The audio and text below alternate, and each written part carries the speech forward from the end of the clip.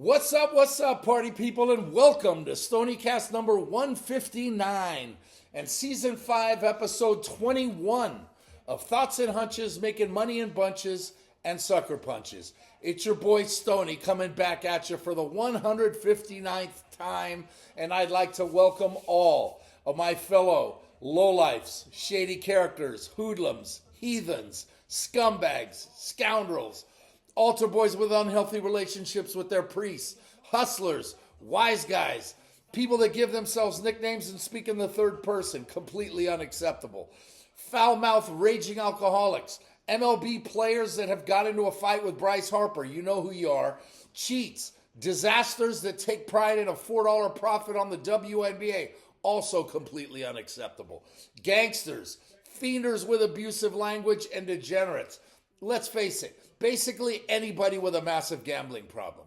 If you're new to the show, hey, that means you probably fit into one or a few of those categories, so welcome. Because you're now one of us, gooba gobba, one of us. We accept it, one of us. Know the reference. That's all I got to say, know the reference. Sometimes I get a little carried away. So, hey, make sure to hit the subscribe button right down here, lower right-hand corner. Ring that bell. That way you can get notified every time I put out a new video.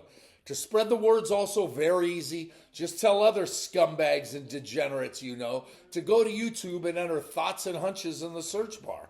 That'll take you directly to my page, so that way you can get dialed in to everything that I drop on you, right? It's very simple. Also, if you're new to the show and you don't know what's what with this channel, it's college and pro football winners, MLB playoff winners, and college basketball winners. The books don't expect a guy like me to deliver this many winners. I'm an outlier and I'm a disruptor. I'm like the Beastie Boys. I disrupt. Step inside the party, disrupt the whole scene. That's precisely what I do. I go to the mattresses every single week in order to get you to the window with a ticket to cash. Now, before I get to the picks, as usual, I have some thoughts. Give me all you got. Listen, give me all you got. That a boy, Al. Tell him. Let's start with some programming. Actually, screw the programming. Well, yeah, let's do some quick little programming notes. This is the last Wednesday show. Starting next week, everything comes out on Fridays. So just prepare. There'll be Friday nights until conference tournament play, then and the NCAA tournament. That's when all kinds of Stoniecast will be coming out at you. But next Friday, stay tuned for the next Stoniecast. But until then, this will be the last one on Wednesday. All right, let me say that the NFL has a problem. It's not nearly as bad as the NBA's unwatchable product, but the issue here is that, like I've been saying all year, there are a lot of truly awful teams in the NFL, right? And the end of the regular season that took place this past weekend was unwatchable. Let's face it. There were truly only 3 games that mattered. Nothing else did. Next year, the NFL is going to an 18-game season over 19 weeks, and it's only going to get worse. The last 2 weeks will be unwatchable.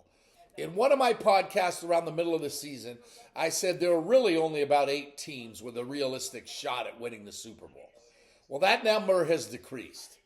Good teams that have had good seasons, like Denver, Washington, San Diego, and others, yes, I still call them San Diego, they just simply can't beat good teams, right?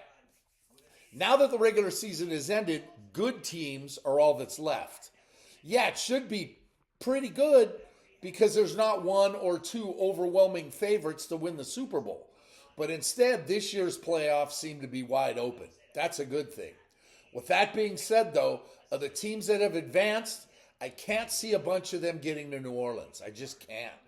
Since I don't play futures, I won't give you predictions on who's going to hoist the trophy in the Big Easy next month.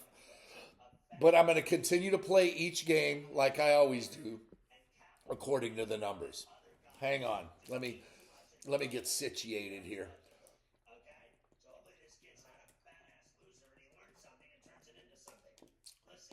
That's Pharrell in the background, if you didn't know. Anyway, all right. With that being said, I frequently get comments about why I don't bet on the NBA. Well, that's a lot more simple than the NBA. right? Or than the NFL. In the NBA's heyday, that would be the 80s and most of the 90s when the members of the original Dream Team were all still playing. The game was exciting, right? Remember the ad? NBA action is fantastic. Remember that? Even into the 2000s when Shaq, Kobe, KG, Duncan, Iverson, and others made it nice, right?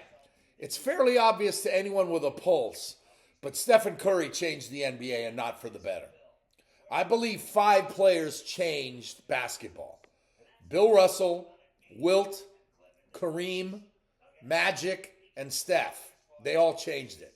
Russell's defense, Wilt's sheer domination, Kareem's skyhook, and Magic being a 6'9" point guard all changed the game. Steph changed it, but not for the better. Bob Knight said 40 years ago that the three-point line would ruin the NBA, and he was right. That's all anyone does anymore. I don't care if you're winning or not. What the Warriors first did and the Celtics are doing now at a ridiculous level is bad for basketball. It's bad for the future. Ask anybody that coaches kids between 8 and 13. They say that all their kids show up and run right to the three-point and just start bombing away. That's what's wrong with the game today. The art of the mid-range jumper, the low post, and any semblance of defense at all is gone. Give me Bob Knight, Jerry Tarkanian, John Thompson, modern day Mick Cronin, Bill Self, Tom Izzo. They all preach defense. NIL and the transfer portal have also hurt in a major way. After greats in college football and basketball stepped away over the last few years, they all cited the same reason for leaving. Coaching has died. It's all about making money for the kids, and the fundamentals are gone. Roy Williams, Mike Krzyzewski, Tony Bennett, Nick Saban, Chip Kelly, and just last week, Jim Larinaga. They all stepped down because the game's no longer about coaching and it's now all about dealing with agents, right?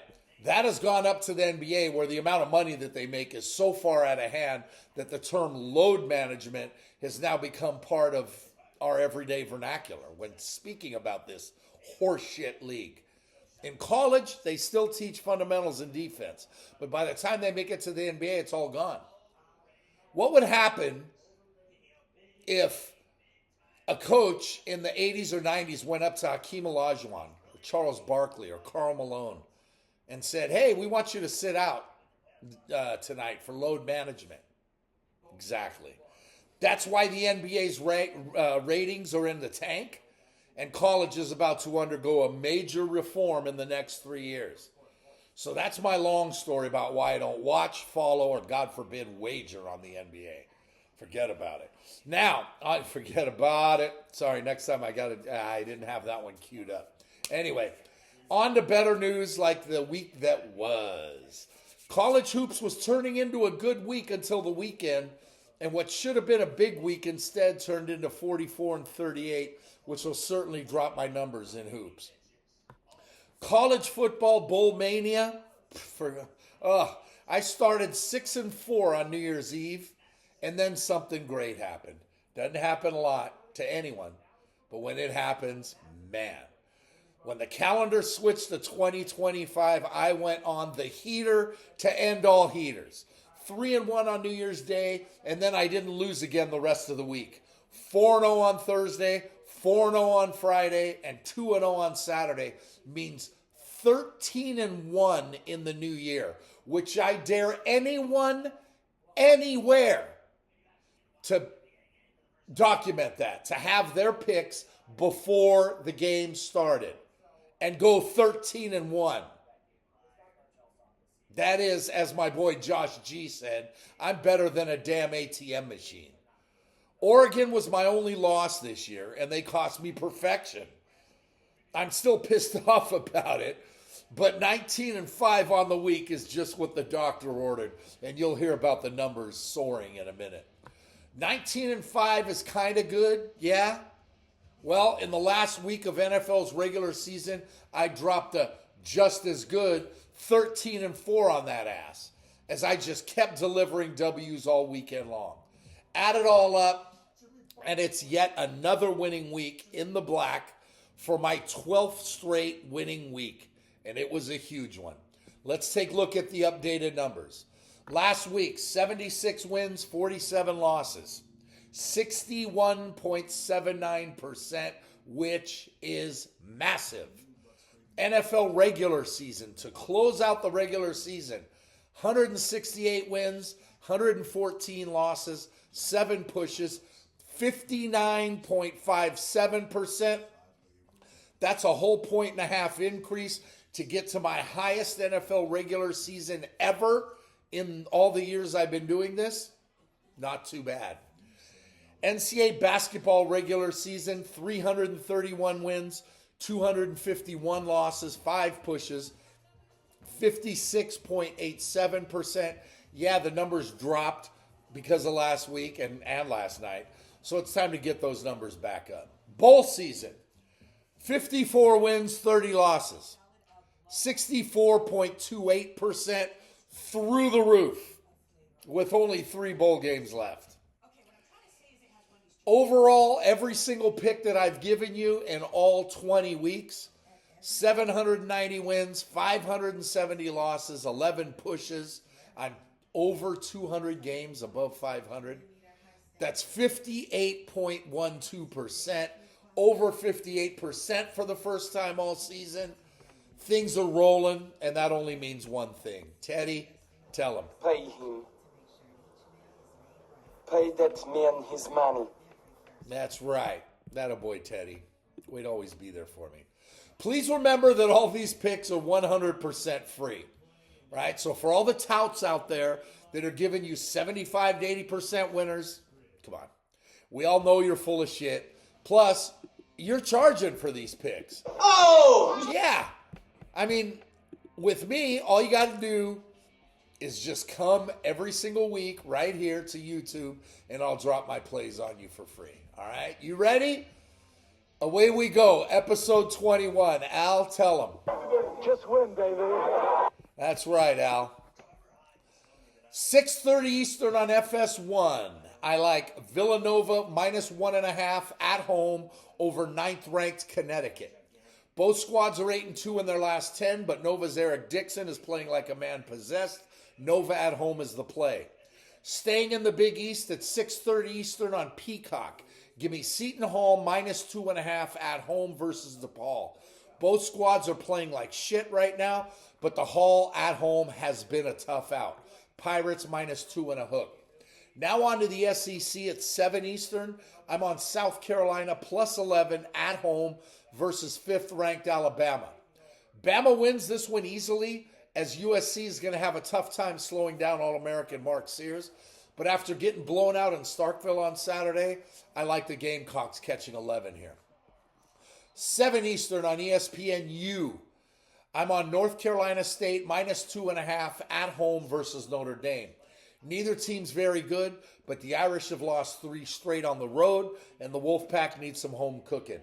NC State -2.5. 7 Eastern on ACC Network. I like Miami -1 at home versus Florida State. This is a trap game, like Florida over Tennessee was last night. The Canes stink and have no business as chalk here, especially over FSU. Doesn't matter. If it stinks, you roll with it. Canes -1. 7 Eastern on Peacock. Dayton -10.5 at Massachusetts. It has to be the play. I know it's a conference road game, but UMass is shit and Dayton is deep. Flyers -10 and a chunk. 7 Eastern on ESPN2. Give me Mississippi +4 at Arkansas. Road games in the SEC are brutal, especially with how deep the conference is this year. And Arkansas needs this one after getting crushed in Knoxville on Saturday. But Ole Miss is big and physical, so I'll take the 4 and test the waters here with a sprinkle. Sprinkle me, man. Sprinkle me. Attaboy 40. 7 Eastern on Big Ten Network. I'm on Indiana -6.5 at home over USC. First trip to Assembly Hall for the Trojans, and the Hoosiers are hot right now with Omar Ballo leading the way. He's taking it to another level. Hoosier Daddy -6.5. Good matchup in the Missouri Valley Conference tonight at 7 Eastern on CBS Sports Network. I'll dance with Bradley minus 1.5 at home versus Drake. Bradley's smoking right now, and Drake has dropped 2 straight after starting 11-0. Braves minus 1.5. 7 Eastern, I like Central Florida minus 5.5 at home over Colorado. UCF's wake-up call blowout loss to Kansas Sunday was just an anomaly, and the Buffs are just clearly struggling. Struggling. Tell them, Joe, one more time. Struggling. Why not? Make it a 3 spot. Struggling. Thanks, Joe. Needed that one. UCF minus 5.5 has to be the play there. 8 Eastern on Peacock. Give me St. Bonaventure catching 3.5 at St. Louis. This may look like a trap based on St. Louis' slow start, but the Bonnies are 14-1 right now, and Chance Moore's filling it up. St. Bonaventure plus 3.5 with a sprinkle. Sprinkle me, man. Sprinkle me. Attaboy. Attaboy, Earl. Keep them coming. In the matchup of the night, I'm on 10th ranked Texas A&M plus 2.5 at number 17 Oklahoma. OU's schedule has been very soft, and A&M's won 7 in a row. Aggies plus 2.5 with a sprinkle. Come on back. Sprinkle me, man. Attaboy, Earl. 9 Eastern on ESPN2, I'm all over 11th ranked Kansas. Minus 13.5 versus Arizona State. State hasn't been bad so far, but a trip to Allen Fieldhouse, never a good sign. Rock Chalk Jayhawk, minus 13.5. 9 Eastern on Big Ten Network. Give me Penn State plus 10 at number 13 Illinois. The Illini are very good and could make some noise in March, and they're going to win tonight. But I like the Lions and all those points. Finally, 11 Eastern on ESPNU, I'm on Virginia, plus 5 at Cal. A trip from Charlottesville to Shittsville, USA, better known as Berkeley, ain't going to be easy. But Cal's not there yet. They may win, but I'll take the Cavs and the 5 to close out the night. That's 15 more plays tonight to make up for the shitty-ass 8 and 9 start to the week I dropped on you last night. Let's move on. College football playoff. And we'll get semifinal game 1. Started in the Orange Bowl at 7:30 Eastern on ESPN tomorrow at Hard Rock Stadium in Bienvenidos, Miami. 13-1 Notre Dame is a 1.5 point favorite versus 13-2 Penn State, and the total's 46.5. Oof. The Fighting Irish famously lost at home to Northern Illinois on September 7th. But since then, they've been doing it well. Shout out LL. Say that quickly 10 times.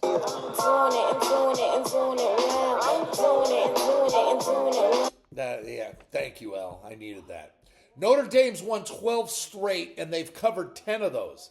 In the playoff, they took out Indiana in the opening round and beat up Georgia last week fairly easy to reach the semis. And they've done it with an underrated but very legit defense. The offense has been good all season, but really didn't accomplish much in the Sugar Bowl win over Georgia, as it was a 6-3 game with a minute before halftime when their defense got a turnover on the Georgia 10-yard line, and on the next play they were in the end zone. The Irish then returned the second half's opening kickoff the distance, and it was suddenly 20-3. But the Riley Leonard and Jeremiah Love-led offense was held in check mostly by Georgia. I expect Penn State to do the same here.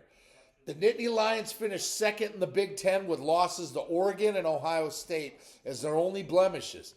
Penn State took out SMU in the opening round of the playoff and Boise State last week.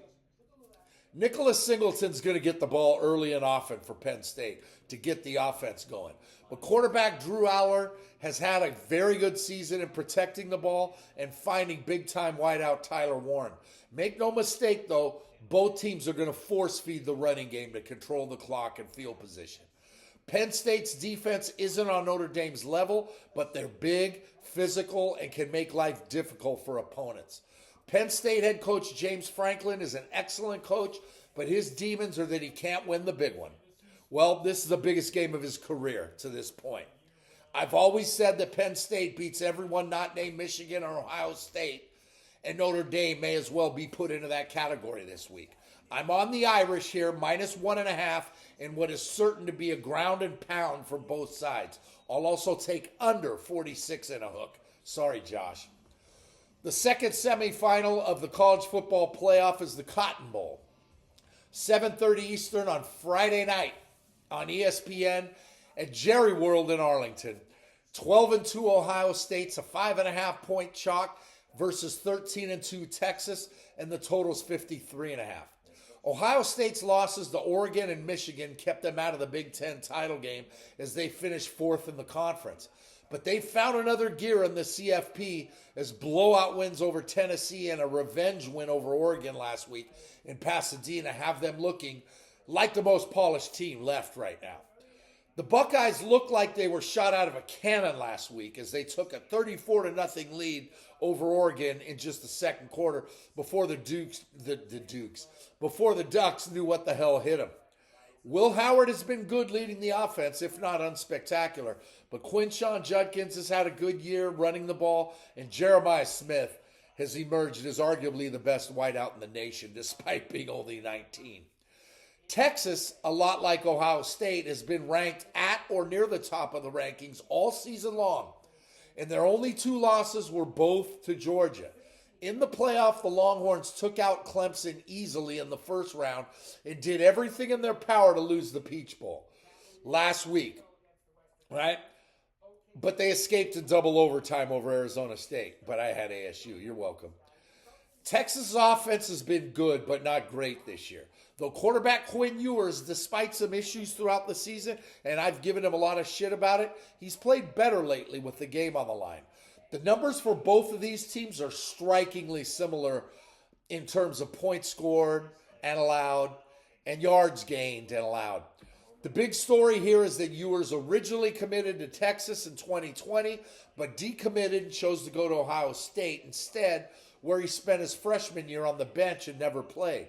He then went back to Texas and now has the chance to stick it to the Buckeyes. He did lose in last year's semifinal, though, to Washington. Ohio State's head coach Ryan Day has his own demons, but they almost exclusively revolve around Michigan. Ohio State's the better team, and they're going to win this game. And they're going to advance to the national championship game against Notre Dame. Because I've never been a fan of either Ewers or Texas head coach Steve Sarkisian. But this one is at Jerry World in the Cotton Bowl, and Burnt Orange Nation is going to show up here enough for the Horns to keep it close. I'll gladly take Texas catching 5.5 and over 53 and a chunk. The beauty of this weekend is that college football playoff games go on Thursday and Friday, while NFL wildcard games are on Saturday, Sunday, and Monday. And no, despite the NFL and the network's best efforts to refer to this weekend with the word super in it, I do not recognize that. And I'm not going to call it that. So let's get Wild Card Weekend started on Saturday at 4:30 Eastern on CBS at Energy Stadium in H-Town, where the 11-6 Chargers are 3-point road favorites at the 10-7 Texans. And the total's 43.5. The Chargers won their final 3 games of the season to get to 11 wins, a better record than the Texans, but they have to travel to H-Town because of the NFL's jacked up rules. Houston stumbled down the stretch, and they've made a living like most paper champions in the NFL this year by beating bad teams and losing to good teams. As much as I love Texans head coach DeMeco Ryans, he's not going to outcoach Jim Harbaugh. Chargers won, and they're going to win this one by double digits in the first game of the weekend that is slowly approaching lock status. Give me Chargers -3 and over 43.5. AFC Wildcard Game 2 is Saturday night, 8 Eastern on Amazon at M&T Bank Stadium in Baltimore. Shout out Yana. As the 12-5 Ravens are 10-point home chalk versus 10-7 Pitt, and the total's 44. A month ago, the Steelers had the NFC North all but wrapped up. Then a funny thing happened. Pitt lost 4 straight, while Baltimore won 4 straight, including a blowout win over Pitt just a couple of days before Christmas. right here on this same field. These are two teams clearly heading in opposite directions. As a month ago, I would have told you about Lamar Jackson's inability to beat the Steelers. Matter of fact, I did twice. But Russell Wilson is a mess, and Lamar is on a heater, kind of like your boy was last week. And the reason for this heater is because he's got King freaking Henry bulldozing his way through defenses. Snow in Baltimore means another meeting, another blowout. Ravens -10, over 44.5 in the snow. Moving on to Sunday at 1 Eastern on CBS at Highmark Stadium in Buffalo. The 13-4 Bills are 9-point home favorites versus 10-7 Denver, and the total set at 47. Denver's two-game skid meant they needed to beat Kansas City last Sunday to get into the playoffs, and the Chiefs decided to send members of a second-string Kansas City high school team, and the Broncos punched their ticket. I like Denver's defense, and I love the season Bo Nix has had, and I think he should be the Rookie of the Year. But in their first playoff game in a while against the probable league MVP Josh Allen at home and Bills Mafia getting loose in the snow all day, I just can't in good conscience take the Broncos here, even though that back door is wide open. Don't care. Bills -9, under 47.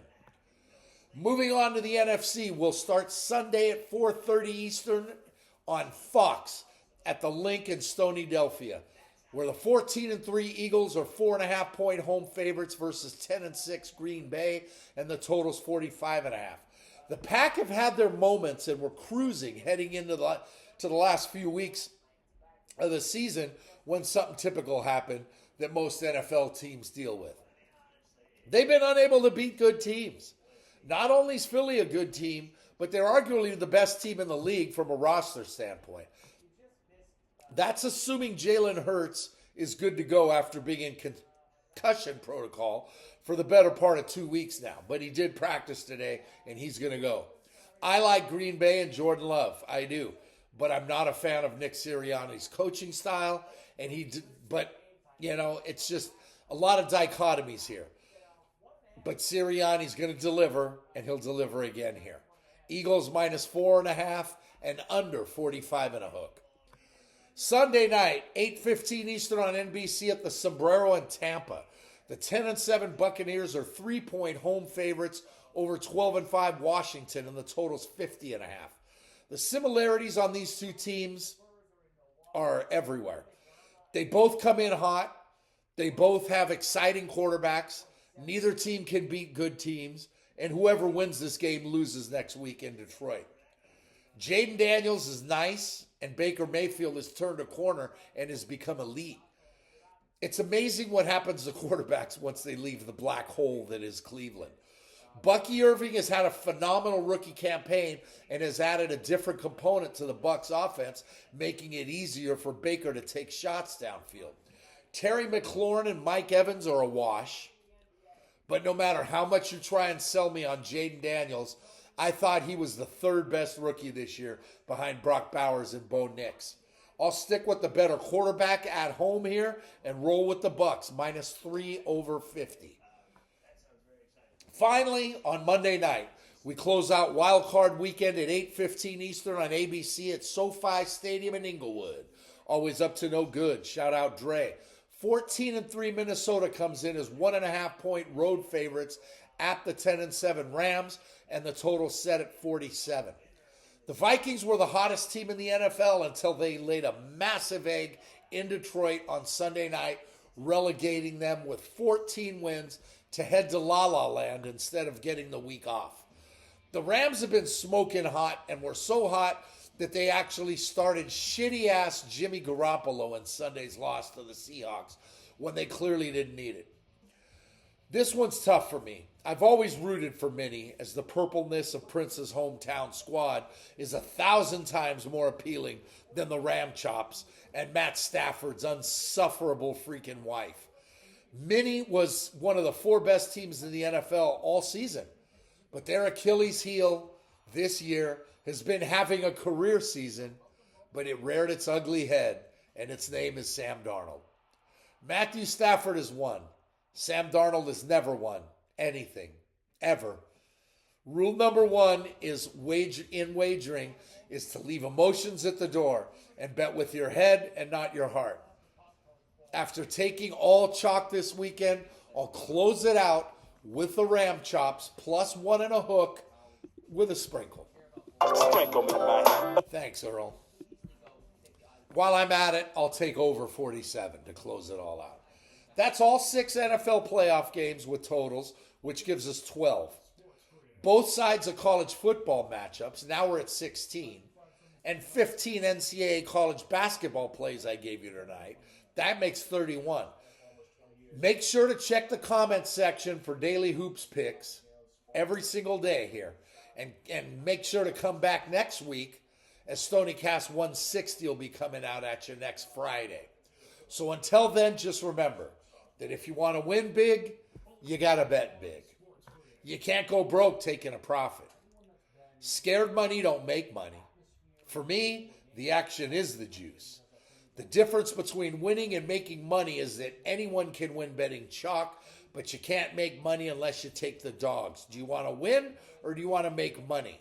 You can't do both. There's a difference. You decide. There's money on the streets that can't be ignored. And finally, good luck to you. And yeah, I still miss you, Gooch, my brother. Teddy, where are you? Take us home, bud. Pay him. Pay that man his money.